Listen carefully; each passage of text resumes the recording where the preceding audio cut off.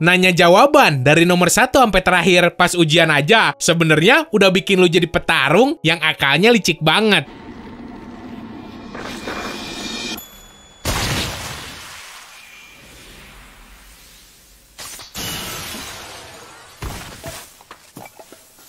Nah, terus makasih banget buat Gusti Said M sama Yosia Budi yang udah beli merchandise Distrik Anime. Silahkan buat lu yang belum, lu bisa langsung meluncur terus bungkus aja. Karena sekarang lagi ada potongan harga nih. Linknya ada di deskripsi.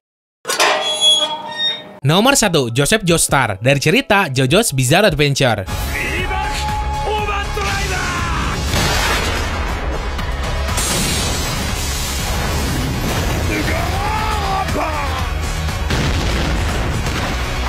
Tergantung di part berapa lu nonton, gaya bertarung sama sifat si Joseph emang berubah-ubah karena ya umurnya yang makin tua. Tapi udah jelas, yang paling ikonik tuh si Joseph di part 2. Keagresifannya, rasa malesnya, kecerdasannya ngerancang rencana, sampai hobinya bikin jebakan. Si Joseph sama sekali kagak takut ngelakuin hal curang dalam pertarungan. Sekalipun ya, Doi ini protagonis utama di ceritanya. Dan justru hal ini yang bikin si Joseph jadi petarung yang kuat, sekaligus paling licik di antara semua JoJo yang ada.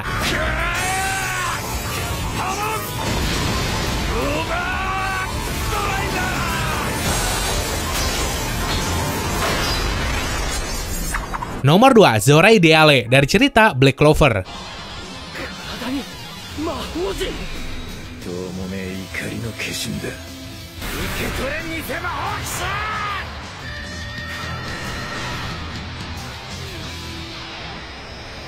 Seorang penyihir berpenampilan kayak villain, tapi punya cita-cita jadi hero. Doi ini selalu belaga jahat di depan orang-orang, tapi sebenarnya si Zora yang paling peduli kalau ada orang yang lagi tertindas. Hal ini karena latar belakangnya yang tragis. Punya trap magic atau sihir jebakan yang cocok banget sama sifatnya. Plus punya sihir debu juga. Dari segi kekuatan fisik sama kapasitas mana emang kagak sekuat atau sebanyak yang lain. Tapi kecerdasannya bisa ngebalikin keadaan dan bikin si Zora menang ngelawan musuhnya.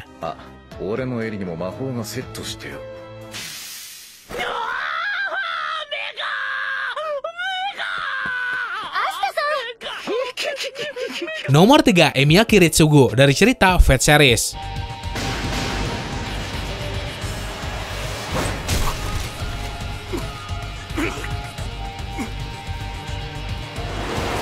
Di cerita Fate tuh, biasanya kan yang sering dipakai buat battle cuma sarvan dari masing-masing master doang. Sedangkan si master cuma sembunyi ngasih perintah. Tapi beda sama si Kiritsugu. Daripada harus capek-capek ngalahin sarvan yang lain, Doi lebih milih langsung ngabisin master yang jadi lawannya. Sedangkan sarvan si Kiritsugu cuma jadi pengalih perhatian doang. Hal ini bisa dibilang efektif banget. Tapi ya, master lain, bahkan sarvannya sendiri, bilang kalau itu tuh strategi kotor banget dan kagak ada jiwa kesatrianya sama sekali.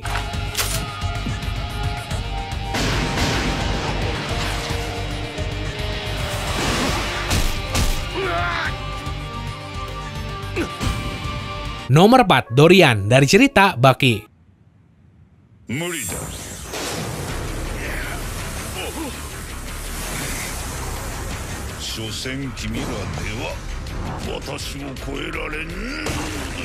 Padahal Doi ini punya gelar kehormatan sebagai Kaio, atau bisa dibilang master bela diri tradisional asal Cina. Tapi kelakuannya bener-bener licik njir. Bahkan rekan sesama Kaionya pun sampai benci ke si Dorian. Kalau orang lain kan murni gelut pakai kekuatan fisik doang. Ini orang mah sampai pakai benang yang tajamnya kayak silet, yang Doi lilitin tanpa sepengetahuan lawannya. Terus Doi juga sering pakai hipnotis supaya lawannya lumpuh.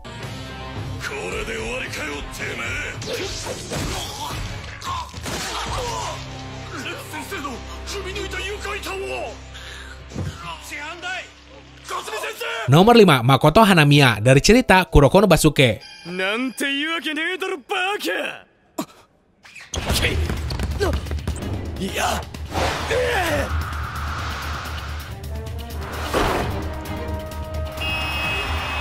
Salah satu bagian dari Raja Tanpa Mahkota, para pemain basket yang dikatakan kemampuannya hampir setara sama generasi keajaiban. Punya julukan sebagai bad boy, karena tiap kali main, Doi ini pinter banget ngemanfaatin fall buat ngasih cedera fisik ke lawannya. Bahkan rekannya si Kuroko di Serin ada yang hampir cedera permanen.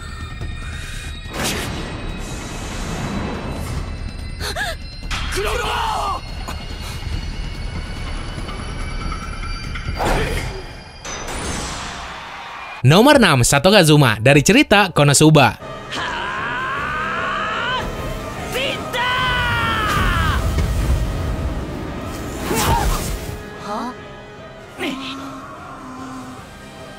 Berhubung anggota partinya pada useless semua, biarpun ya bisa dibilang mereka punya kekuatan di atas rata-rata. Makanya, si Kazuma sering banget pakai strategi licik buat ngalahin musuhnya. Entah itu ngemanfaatin anggota partinya sendiri, sampai ngemanipulasi mental lawannya supaya down. Dan akal bulusnya ini udah beberapa kali ngalahin para komandan Raja Iblis.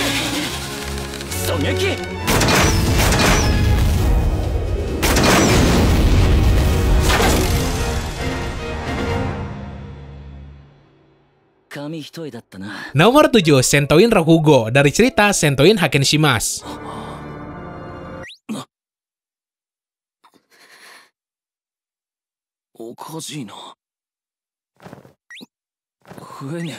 Sebelas 12 sama si Kazuma. Sifatnya juga mirip-mirip nyir. Emang dasar si Rokugo tuh asalnya dari organisasi kejahatan yang punya tujuan naklukin seluruh alam semesta. Nah, pas doi ditugasin buat nguasain sebuah planet, di situ si Rokugo malah dapat anggota party yang ampas banget. Alhasil doi kudu muter otak, sekalipun itu pakai cara curang supaya misinya berhasil.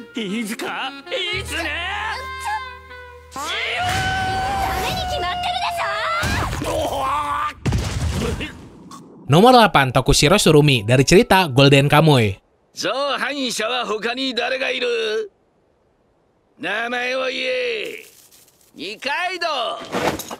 Entah udah berapa puluh tentara Jepang yang udah dimanipulasi sama si Tsurumi. Sama kayak si Sugimoto, doi juga punya niatan nyari emas yang si Noperabo sembunyiin. Dengan tujuan pakai emas itu buat beli senjata. Terus, sekali lagi ngemulai perang. Gilanya, demi ngecapai tujuan tersebut, si Tsurumi bahkan kagak bakal ragu ngorbanin badannya sendiri. Contohnya kayak luka parah di kepala sama mukanya yang sekarang doi derita.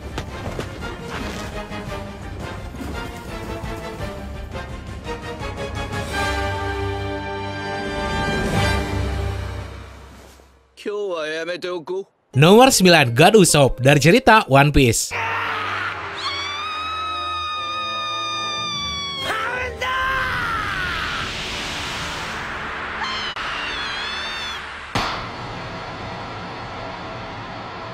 Sadar sama kekuatan fisiknya yang kagak seberapa, banyak banget senjata rahasia yang si Usopp punya. Terus, doi juga sering banget mainin mental orang yang jadi lawannya. Contohnya kayak pas ngelawan si Perona dulu. Terus, strategi liciknya muncul secara maksimal pas ngelawan kaptennya sendiri yaitu si Luffy. Pas di Water 7 dulu. Setelah time skip, selain peralatannya makin kuat, kekuatan fisik si Usopp juga makin meningkat.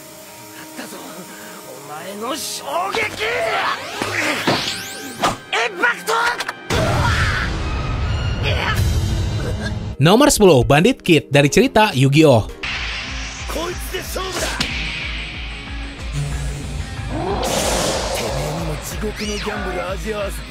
Sering nyembunyiin kartu tambahan di gelangnya yang siap nih orang keluarin kalau keadaannya lagi kepepet. Yang pastinya kartu tersebut bisa ngebalikin alur pertarungan. Dan yang gak tahu malunya tuh, si Kid ngelakuin cara curang ini sekalipun lawannya anak kecil. Sama kayak pas doi ngelawan si Rebecca.